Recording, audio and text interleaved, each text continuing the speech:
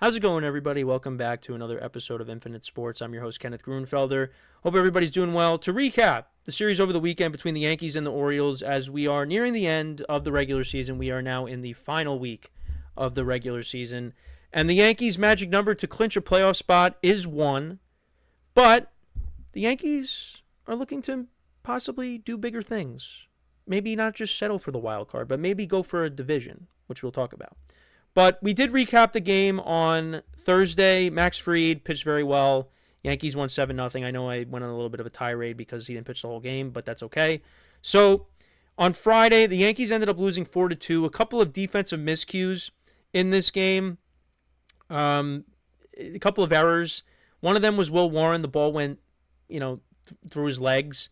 He was going for the ball, and then I don't know what happened because I was working at the same time as this, so I saw like it was a little tapper back to him. So I was like, all right, he's gonna get the out. And then I turn and I see the guy's on first base, and I'm like, what happened? And then Jazz, he gets the ball, and then he tries to do like a shuffle. He tries to shovel it to Goldschmidt, and then that ends up costing the Yankees as well. The Orioles got a run out of that. So that was later in the game. They got things started off with the Ryan Mountcastle home run. That was his 6th homer of the season. That was in the bottom of the 2nd. But then there was a sac fly by Mountcastle in the bottom of the 6th.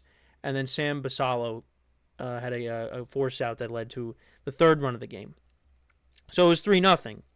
So those errors proved to be costly for Will Warren and the Yankees. It was on the short end of that. But then Jazz in the top of the 7th, he hits his 30th homer of the season. So now he joins the 30-30 club. 30 home runs, 30 stolen bases, a great year for Jazz. And he wants to stay a Yankee, and he should. He should. I know at times he could be frustrating, and I've said this, but he has been unlocked since coming over to the Yankees. So 3-2, you're thinking, okay, can the Yankees keep this close? Can the Yankees keep it within 1 run to try to come back? And they failed to do so. They failed to do so. They gave up another run in the bottom of the 7th inning. And the Yankees had a chance. I forget which inning it was. Was it prior? I think, was it prior to? Yeah, it was prior to Jazz and his 2-run homer. So it was in the top of the 6th. Okay? It's at that point it's 1-0. Okay? So Austin Wells leads off the inning with the single. Okay, good. Then Paul Goldschmidt hits a deep ball to left field. And Dylan Beavers ends up robbing it at the wall for the first out of the inning. So that could have been 2 runs right there. Then Aaron Judge lines out to Dylan Beavers. He makes a great diving play. And then Bellinger ends up grounding out. So the Yankees, they could have got something going there if it wasn't for Dylan Beavers making some good plays. But yeah, the Yankees offense just could not get anything going against Trevor Rogers, tough lefty that they had to go up against. The bullpen kept him in it, other than Tim Hill giving up the run in the 7th inning. That was a Gunnar Henderson RBI double to make it 4-2. But yeah, the Yankees, they could not scratch anything across in the final 2 innings. They did have a chance in the bottom of the 8th inning as well.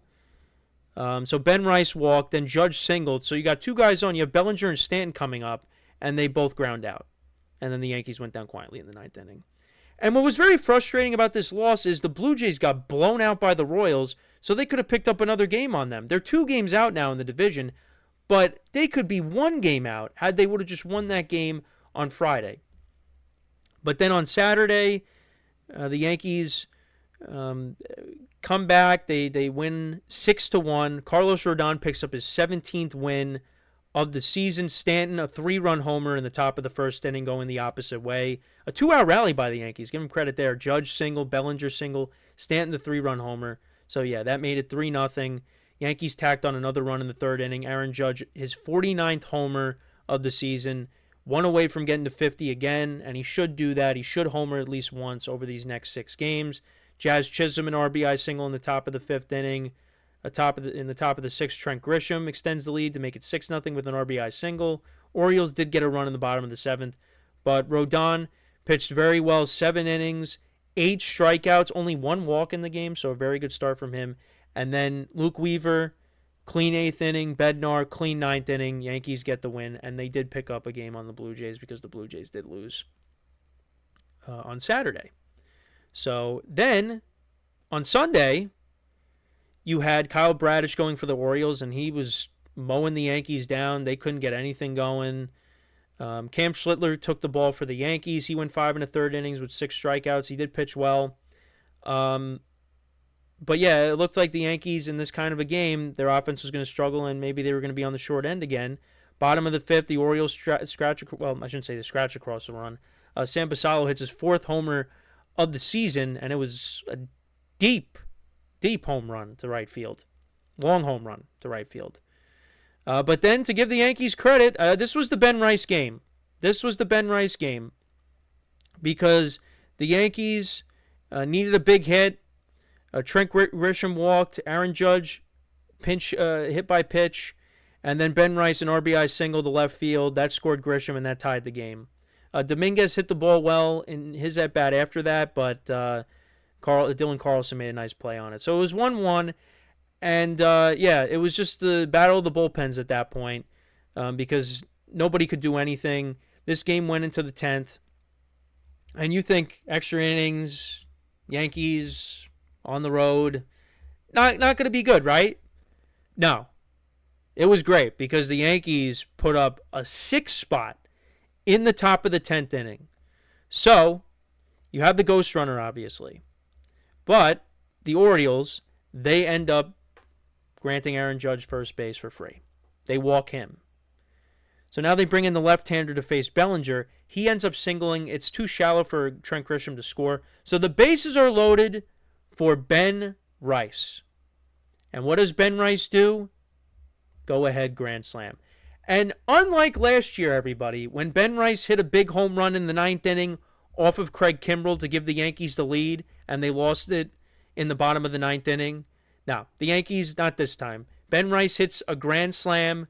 They win the game. They tacked on a couple of more runs, but they get a huge win there, and they win 3 out of 4 in Baltimore. Jazz Chisholm, a home run later, his 31st of the season, and then Anthony Volpe, an RBI single to make it 7-1.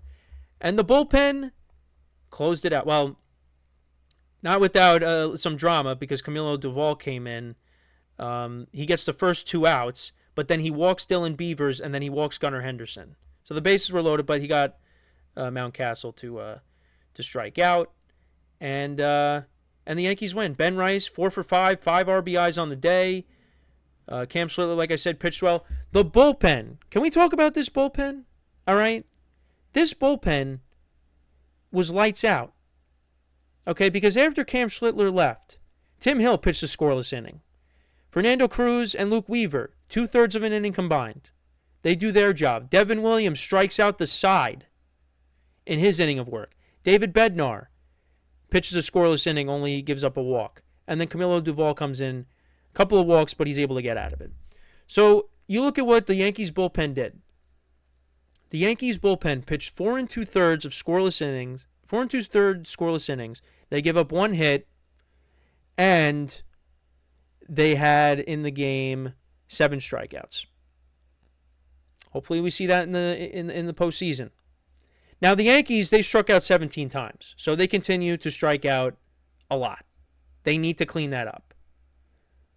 But they got the win. As long as you get the win, that's all that matters. So now where we sit, everybody, the Yankees are 20 games over 500 for the first time all year. I didn't know if they were going to reach that mark, but they did. And they sit 2 games back of the Blue Jays in the AL East with 6 to play. It is doable. They got the White Sox coming up in a little bit. 3 against the White Sox. 3 against the Orioles again at the stadium. They basically have to win out, which I think they can because of the schedule. And for the Blue Jays, they have 6 games against the Red Sox and the Rays. And the Red Sox need these games desperately. Okay? The Blue Jays are going to see Lucas Giolito. They're going to see Garrett Crochet in this series. They're going to see Brian Bayo. So it's going to be tough, and they're missing Bo Bichette. So if the Yankees sweep the White Sox and the Red Sox sweep the Blue Jays, because the Red Sox need these games too. The Red Sox, there's no guarantee they're making the playoffs right now. They have a 1-game lead over the Guardians right now in the wild card. So they need these games really badly to stay in the playoffs. So that is a tough series coming up. So it is doable, everybody. The Yankees have to be focused. And look, am I leaning more towards them winning the division, not winning the division? Look, I've said it all along. It's wild card, but the division's in sight. So you got to go down swinging. And I think the Yankees, they have a real chance to do this. Let's see what happens. But, I mean, it's crazy around the majors right now. Nothing, especially in the American League, nothing is settled. Like the Phillies clinched the National League East. The Brewers clinched the National League Central. The Dodgers, they need the Padres to lose a couple more games, and they need to win a couple more games, for them to, clinch the NL West. But nothing's set in stone in the American League. We got some exciting finishes because the Astros are 3 games back of the Mariners for the division. We got a big series coming up in the Central. The Tigers are 1 game ahead of the Guardians after the Guardians looked like they were done. They had no chance at the division, no chance of the playoffs. They are 1 game back of the Tigers. They start an important series tonight. The Tigers have lost 6 in a row, and Tariq Skubal is on the mound. So, they need their ace to pitch well. The Tigers are 1-9 in their last 10 games. So, yeah, you got that. Yankees 2 games back of the Blue Jays. And then you look at the wild card race. The Guardians and the Astros are tied for the final wild card spot. They're both 1 game back of the Red Sox for the second wild card. And then the Yankees are 4 games up. Yankees are sitting comfortably. It's more likely than not, if they don't get the division, which I think is going to happen, they have the top wild card. Those games will be at Yankee Stadium. So, yeah, I mean, we could see some changes. We could see some big changes. And then, you got the Brewers, you got the Phillies, the Dodgers. They have the top 3 seeds. But there's a chance that the New York Mets don't make the playoffs. Right now, they are tied with the Reds for that final wild card. If the playoffs were to start today, the Mets would be on the outside looking in. The Reds have the tiebreaker. If the Mets don't make the playoffs, this would be a colossal failure, a colossal collapse. And 2007 is being brought up constantly because that's what it resembles. I mean, what happened? It's just they looked like they were well on their way to making the playoffs, having one of the best records in baseball, but they have just been playing. They've been playing like a bad team. And, Juan Soto's having a great year. He has a new career high in home runs. That's all well and good. But this team is losing games. And a lot of that falls on the front office. Because you can't have all these young starters coming up and being the starting rotation and not having other guys up here. Because, look, David Peterson was an all-star. He is nowhere near the all-star pitcher he was in the first half. Sean Manaea has not been pitching well. They had to send down Kodai Senga. Frankie Montas they signed, which they shouldn't have done. He's hurt. Clay Holmes has been better than I think Yankee fans would have expected, but he's not a starting pitcher. That gives you length. I mean, the starting pitching's an issue. The bullpen is an issue.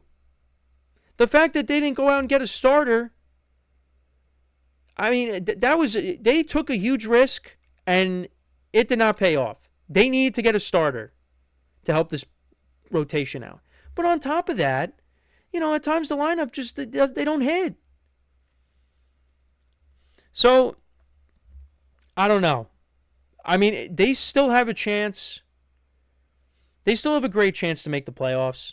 Like, I don't think the Reds are going to go 6-0 and they're going to miss out, but there is a level of urgency there. There's no more runway. You need to win these games you got here. But now you're playing against the Cubs, and then you got the Marlins after that, and the Marlins actually have a chance to make the playoffs still. They're 4 games out. I mean, if the Mets miss the playoffs, like I said, it's going to be this fan base is going to lose it. So we will see. But like I keep saying, we are in for an exciting finish. So as always, everybody, make sure to leave a like, comment, and subscribe to the channel. Wherever you get your podcast, you can follow us and listen to us there as well. Just look up Infinite Sports. And also make sure to follow us on the social media platforms down below in the description. And as always, everybody, I'm your host, Kenneth Grunfelder, signing off. Have a good one. Talk to you guys next time.